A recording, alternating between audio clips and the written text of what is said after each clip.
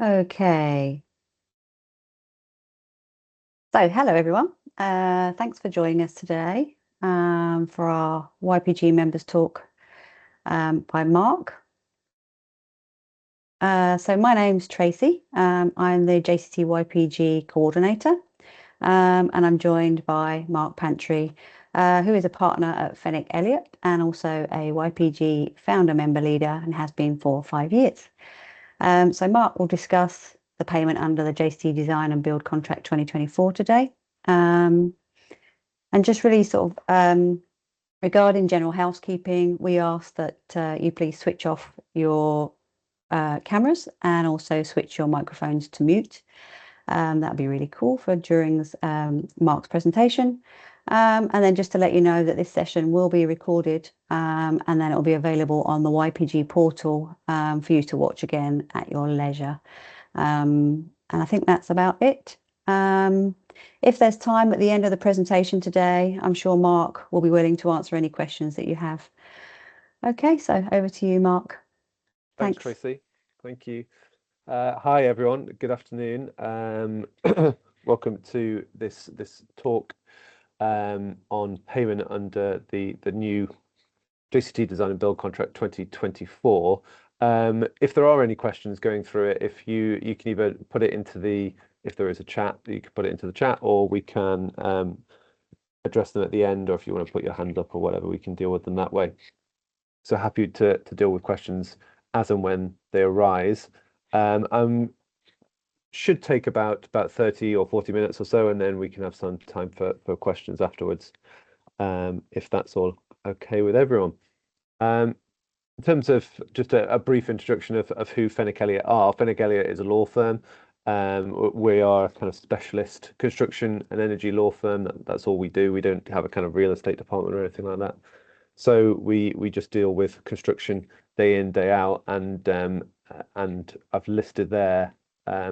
If this kind of piques your interest in terms of construction law, then we've got a variety of publications, and you can use that QR code to gain access to them, and so on. But you also, as YPG members, you also have access to all the articles which are on the YPG website as well. So today we're going to be talking about payment. Payment is obviously important in every respect. The payment provisions of any building contract and the JCT Design and Build Contract is no different. Contractors expect to be paid for the work that they've done, and employers are expected to pay. The questions arise, how much is to be paid? What are the payment mechanisms? And to some extent, the legal framework dictates to some extent how contractors are paid and how employers pay for works. So it's navigating through those kind of legal frameworks, the contractual framework, and then finally the actual payment mechanisms themselves, and actually making sure that contractors get paid. That is really important. Obviously, there's a lot of pitfalls there, and anyone who has administered a contract will know about the obligation to issue notices and what happens if a notice is missed, and the sometimes disastrous consequences that can have for projects and so on. So that's a brief overview. Payment generally payment under the JCT Design and Build Contract. First up, it's a lump sum contract. It's not a remeasurement contract. It's a lump sum contract, fixed price, firm price, sometimes called stipulated price, generally means the same thing. The contractor is responsible for undertaking a set scope of work for a fixed price. And that work is the work that's described in the contract documents. And that usually includes the completion or execution of design. And all of that work is to be carried out for an agreed sum. There is no remeasurement contract. Some JCT contracts have elements or are completely remeasurement contracts. This is not a remeasurement contract. It's a fixed price contract. And the contract sum is stated in Article 2, and I've set that out here. So when you're filling out your contract particulars, you put in your contract sum. The employer will pay the contractor in the manner specified in the conditions, and we'll come to the actual payment mechanism. The VAT exclusive sum, important that so that you don't add VAT to the amount, is, and then you fill that in with the amount. And then it's got that element under it, or such other sum as becomes payable under this contract, because we say a fixed sum or a fixed price contract, but it is very rarely the case. I can think of very few construction projects where a JCT contract is used, or any form of contract where the fixed price stated in the contract is actually what the fixed price is at the end. You know, that's not the amount that's paid by the employer when everything's totted up at the final account. The most common reason for amending a contract price is change. So that those are changes introduced by the employer, whether it's a change in specification or something like that. Say if they want additional work being done, that is valued in accordance with the contract, but it obviously has an impact on the price and will increase the price for the contractor is paid. Another common reason for why the contractor is paid additional money is that there are disruption to the works. There's a loss and expense claim that the contractor has, and those are detailed in clause 4.20. And those include, for example, if there was an impediment by the employer, so the employer caused a delay to the works, the contractor can claim his loss and expense. And those elements are added to the contract sum. So that fixed price originally stated in the contract can go up based on changes and loss and expense claims. Could also go down, I suppose, with fluctuations. So if we've fluctuation provisions, and the instruction of provisional sums would be another type of change, which would amend or increase that fixed price. All of those there that I've listed serve to reduce the risk on the contractor. Obviously, providing a truly fixed price element is quite risky for a contractor because they take the burden of missing any of these changes, missing the loss and expense elements. And so this reduces a kind of the contractor would have to price in a contingency risk if it didn't have this. So it allows an element of flex in that fixed price element. Just a point to note is that the contract sum itself doesn't change. It's the contract sum and all sums payable. So it's additions to the contract sum, and you have a revised figure, which is the amount which is paid at the end.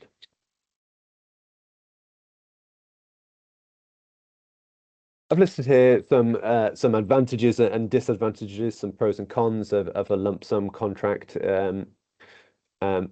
There's obviously a key risk of having a lump sum contract is that the client is reduced to that there is a reduction in the risk that the client is exposed to. If you have a remeasurement contract or a contract which is not a fixed price, then the client would find that difficult perhaps to swallow, or you know, how does it budget for what the value of the contract works will be. There's also a perceived advantage in a fixed price lump sum contract. It might be easier to tender, might be easier to use for those employers who you know, just want to instruct a contract and are not really involved in it, that you know, day to day that's not their main business. There is a perception of that being easier to tender, easier to use, easier to manage. Also easier to finance, perhaps, you know, perhaps if you've got funders in the background, they might expect or they might demand as part of their funding requirements that the contract is a fixed price. There is also, you know, an argument that the contractor's profit could increase. You know, the profit under a JCT design and build contract isn't mentioned, so the contractor puts in a fixed price element, puts in its fixed price, and the profit is included within that. So there is an element that the contractor's profit could increase if it brings those works in the actual value under the fixed price. The rest it keeps as its profit. And then finally, in the advantage that you've got a cash flow element, so you can probably work out from the fixed price when, and we'll talk about how payments are done, whether they're done on stage basis or valuations, but you can generally map out in terms of cash flow when the contract sum is going to be paid throughout the lifetime of the project. You can generally do that with a degree of accuracy. So for the employer, you can see when you are going to be paid, when you're going to be paying out certain amounts, and the contractor also will probably see when it is going to be paid along the lifetime of the project. So what are the disadvantages of a fixed price contract? Well, there's a greater contractor risk. The contractor holds that risk in terms of its fixed price. If it goes over that fixed price, then it will bear the burden. It will have to pay that extra amount. It has to complete the works, even if it is a lot more expensive to complete. So it takes the risk if in terms of inflation, if fluctuation provisions don't apply, it takes the risk in terms of subcontractor performance, and so on. So there is a greater contractor risk. Does it lead to a greater or an increased price? I mean, in theory, yes, because the contractor has got to, it probably will put on some element of contingency for that fixed price. Whereas if you have a cost plus, which is the cost of the work plus the contractor's fee, you might see a reduced price in that. There is also an argument generally that changes and variations cost more under a fixed price contract because the contractor is more incentivized to make money through those variations. It's a slower process in terms of getting a contract together, a design and build contract. With a cost plus, you can, if you have a management contract of some sort, whether that's construction management or management contracting, you might be able to get onto the job quicker because you don't have to sort out your tender for all your subcontractors to give that fixed price. So it is a little bit slower. And then we get into, is a fixed price contract more adversarial and non-collaborative? Probably because, you've got this element of contractor profit, contractor trying to make its money despite giving a fixed price earlier in the scheme, asking for more money throughout the project. So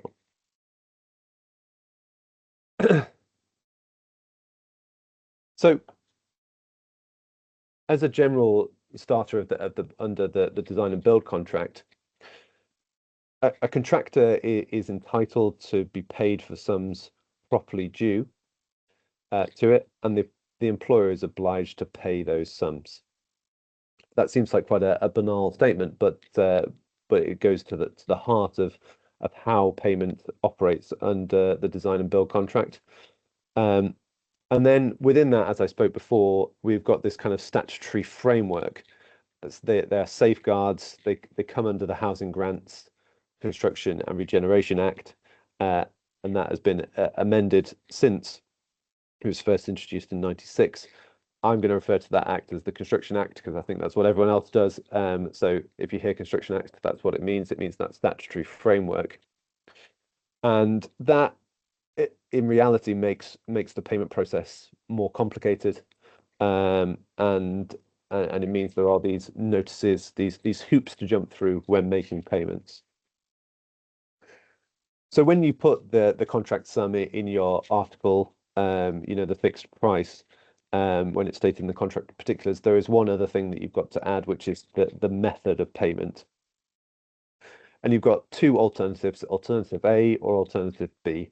Alternative A is by stages, and alternative B is periodically. And I'll go into those in a little bit more detail in a second. Alternative B is by far the most popular, I would say, in terms of choices, and it is the one which the JCT applies by default. So if you don't put anything in the contract particulars, then periodic valuation of the works apply. Now, rather confusingly, both alternative A and alternative B are paid on a monthly basis, and the actual difference is the way in which the amount is calculated. So under option A, a contractor is only paid for stages that it has completed at the time of valuation. So there might be monthly cycles, payment cycles, which go by where the contractor is not entitled to any money and probably won't make any application for payment. Option B is where that all work correctly carried out at the date of the valuation is paid. So as I say, option B, probably the most common in terms of, going around, having a look each month, seeing how much work a contractor has done and valuing that. Alternative A is used where you can clearly put payment into specific stages in terms of looking at like kind of elements of work that can be priced accordingly. And then here is a kind of overview of the standard JCT payment cycle, which runs effectively from today's date. I've tried to map it out in terms of diagrammatically, and I think we'll probably spend a little bit of time on this particular slide just to run through it.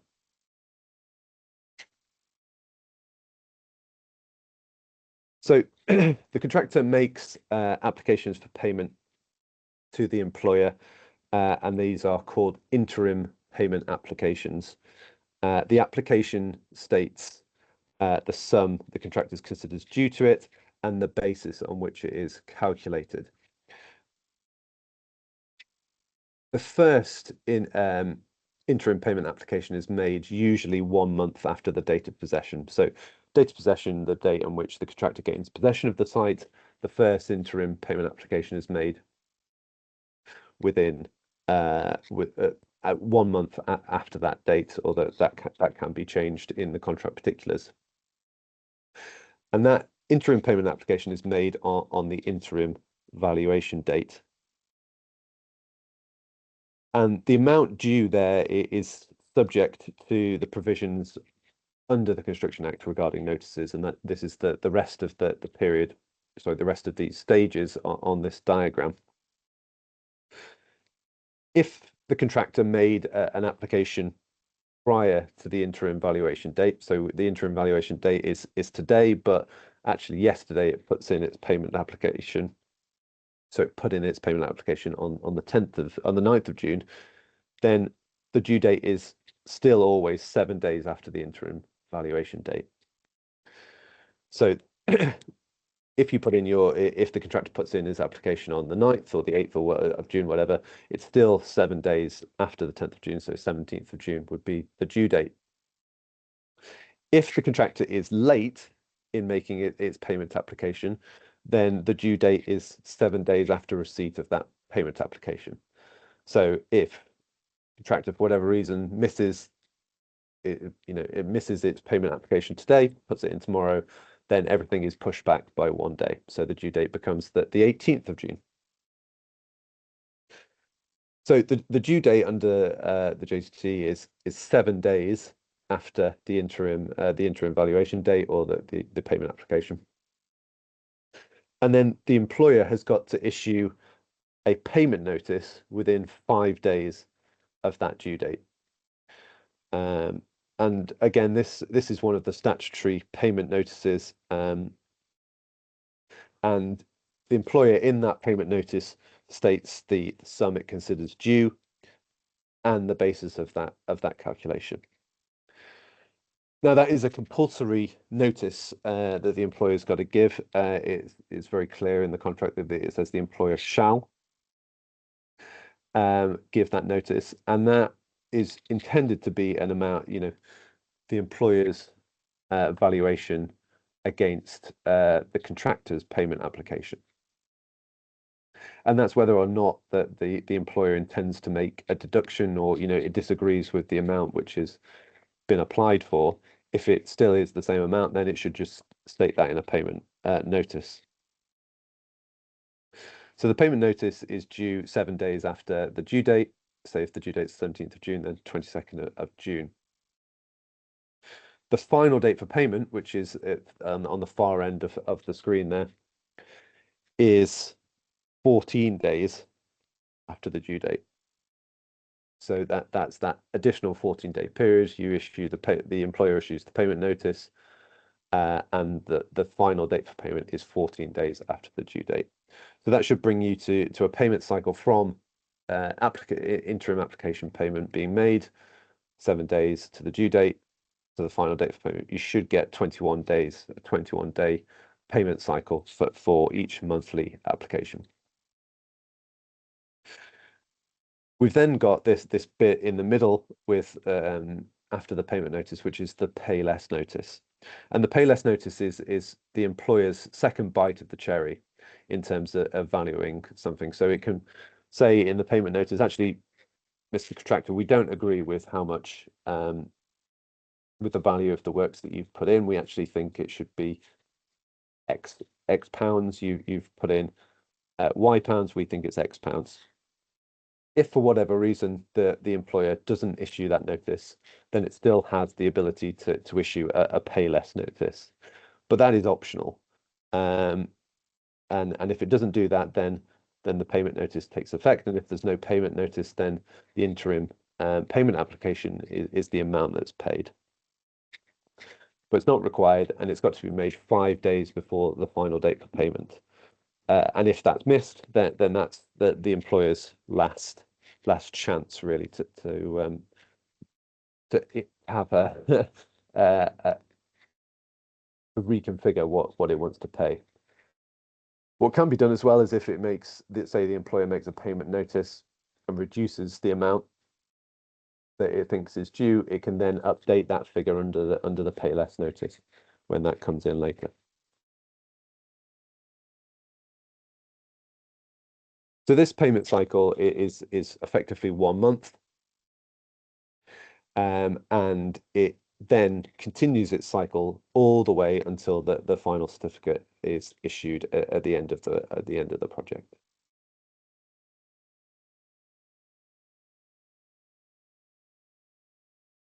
Just here in terms of amendments and what kind of amendments can be made. What you often see is you see changes to the due date. So you could see the due date being shortened or lengthened. So for example, amendments could be made to the contract to change 7 days to the due date being the date of the application. That's sometimes included, and then you can have the final date for payment being extended.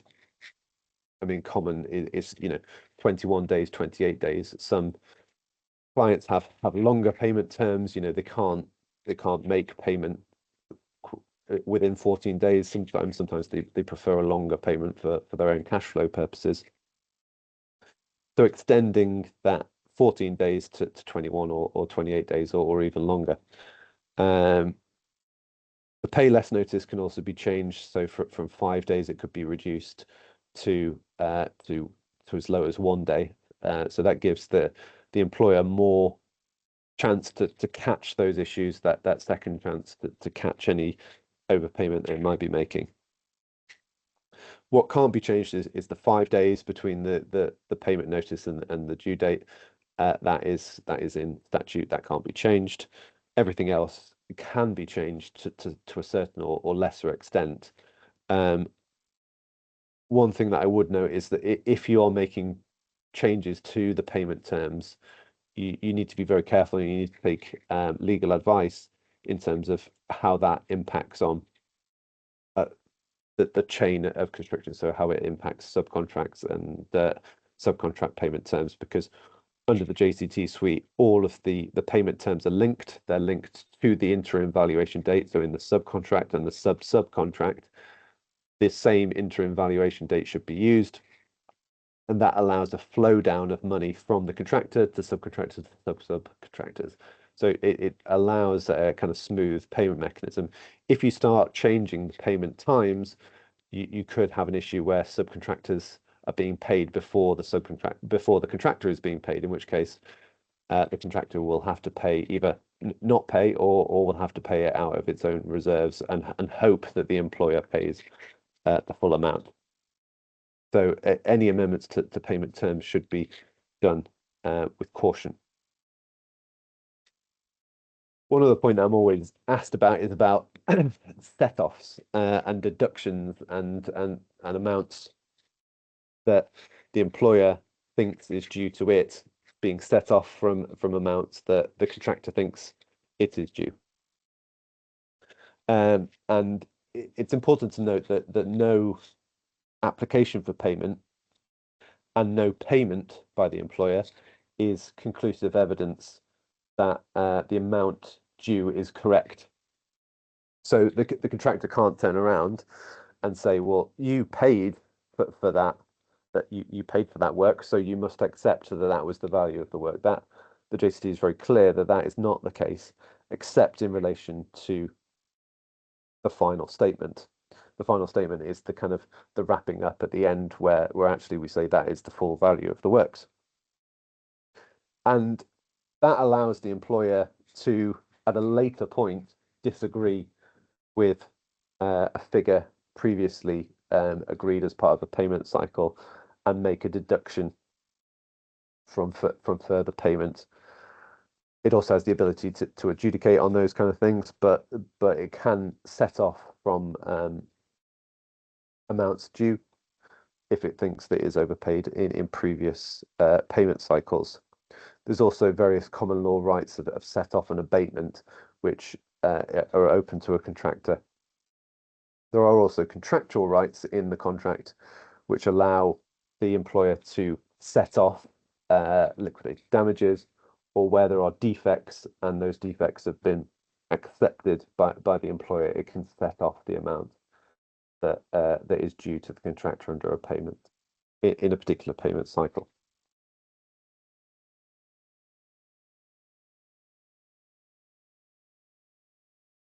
So what if the employer doesn't pay? Well, there are various protections available to the contractor.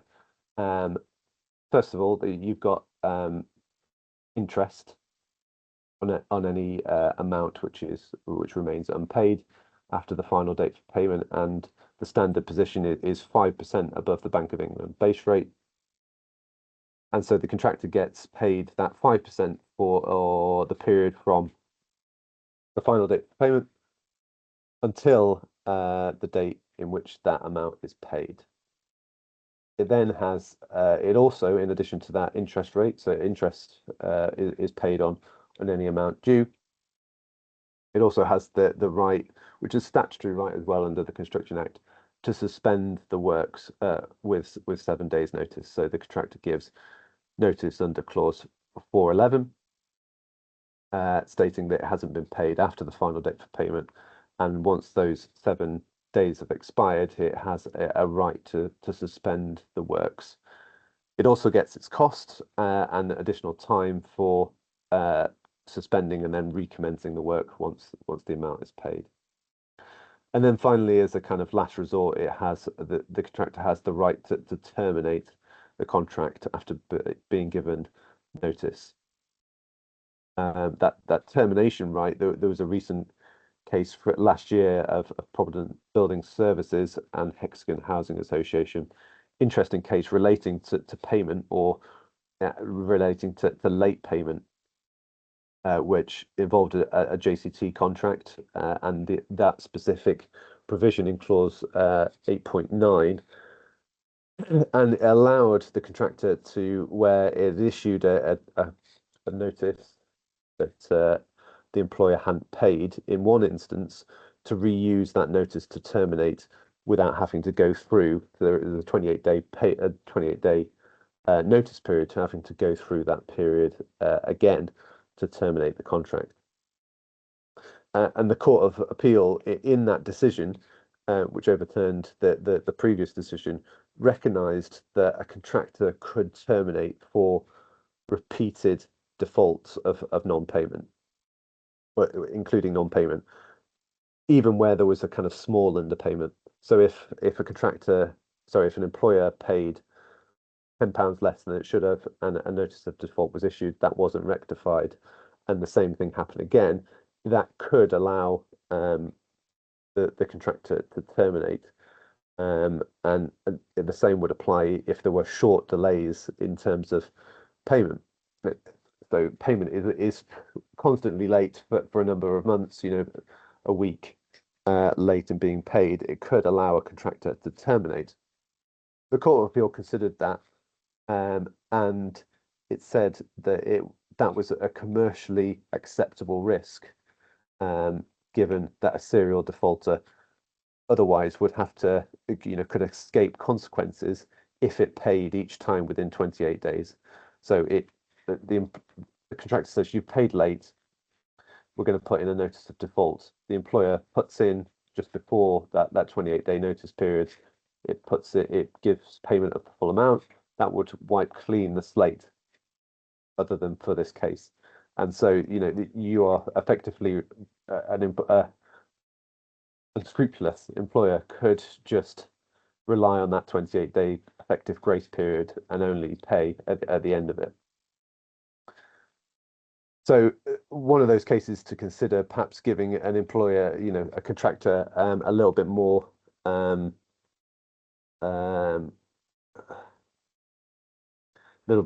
in its arsenal to try and get paid on time. And you might see in contracts coming up amendments to that clause to basically prevent that kind of hair trigger on the second or subsequent defaults of payment terms. And then always, wherever there is a payment dispute, there is also the threat of adjudication, and where payment as the payment process has gone through its cycle, and the final date for payment has arrived, and the amount not paid because of either notices have been missed or for whatever reason, the amount due. Say if the contractor puts in its interim payment application for £1 million, and no payment notice is put in by the employer, and the employer also doesn't put in a pay less notice or put in valid notices, then the contractor is, on the face of it, entitled to that £1 million, even if it didn't do £1 million worth of work. So that's where the kind of smash and grab adjudication comes from. That's always a risk for an employer. It would have to pay that amount. The adjudication should be fairly simple in terms of you miss those notices, that is the amount due. It would then have to try and claw back that £1 million it's spent through other adjudications. But on that one adjudication, that would be the amount that would have to be paid. So in terms of it, that's a very broad overview of payment and failure to pay. I wonder if anyone's got any questions at this point. I'll go back to the payment cycle point slides just so everyone can see that again. I wonder if anyone's got any questions about that or anything else. I've got one about setting off. Yes.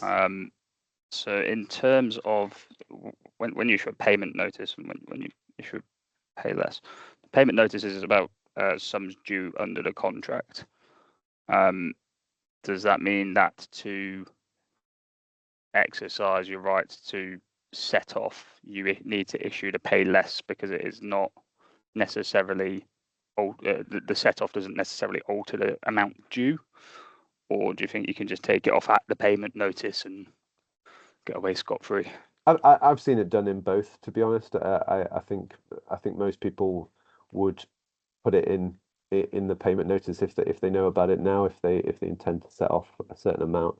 And I haven't seen anything where someone tries to challenge the validity of that. But unless you think otherwise, that's where, yeah, I would put it. I think, I always see kind of pay less notices. Some people, always rely on them and don't issue payment notices, or just rely on pay less notices. I don't think that is very good contract management. I think good contract management is always issuing a payment notice, and if you have a set off, I would put it in that payment notice. Okay, thanks.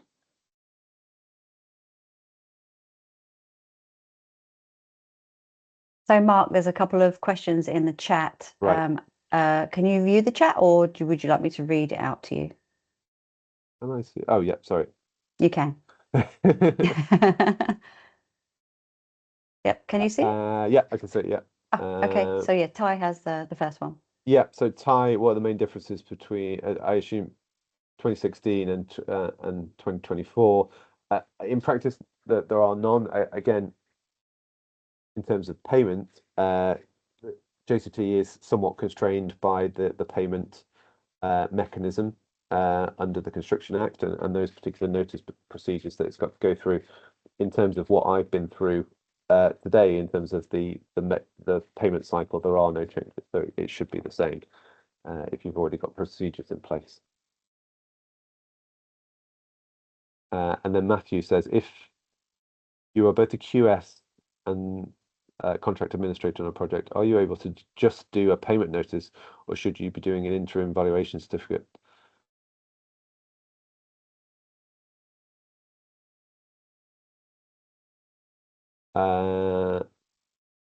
Matthew, could you give a bit more detail on that? I suppose in terms of we're obviously talking about design and build contract.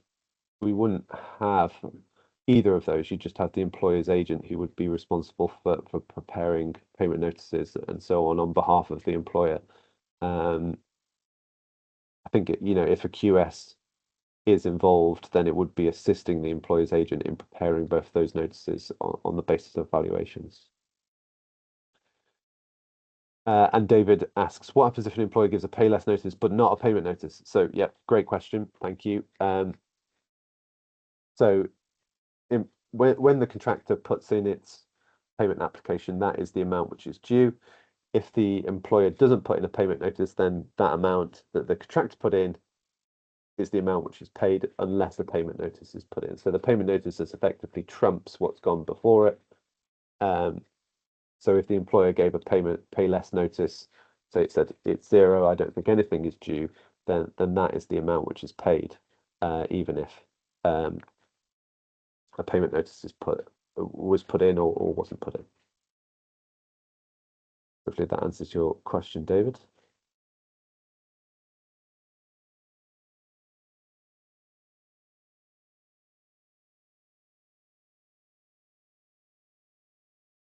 Thanks, Matt. Sorry, Matthew. Any other questions while we're here?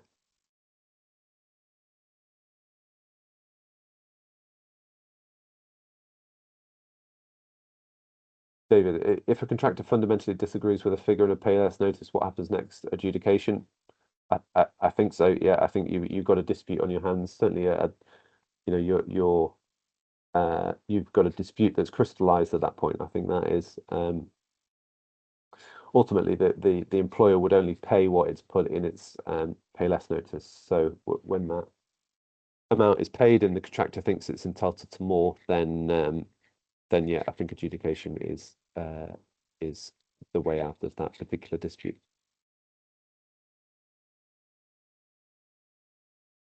You do sometimes see a contractor might not want to adjudicate on that particular issue. It would then make another payment application in the next month and just roll on that payment. And if there is a series of pay less notices, that would probably when it starts to get serious for the contractor's cash flow, that's when an adjudication is a remedy. But there are other dispute resolution alternatives rather than just going straight to adjudication. They could try and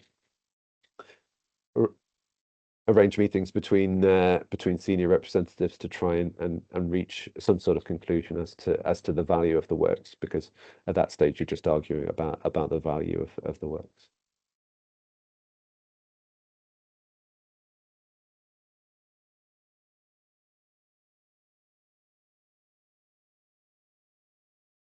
I can't see any more questions, Tracy, in the No, chat. no, I think everybody is quite happy with what you've presented today, Mark. Thank you very much.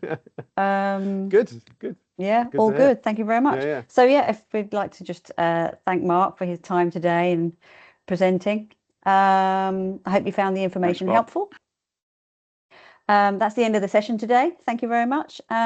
We hope to see you at the next YPG event. Keep your eye out on the YPG portal. There is events coming up.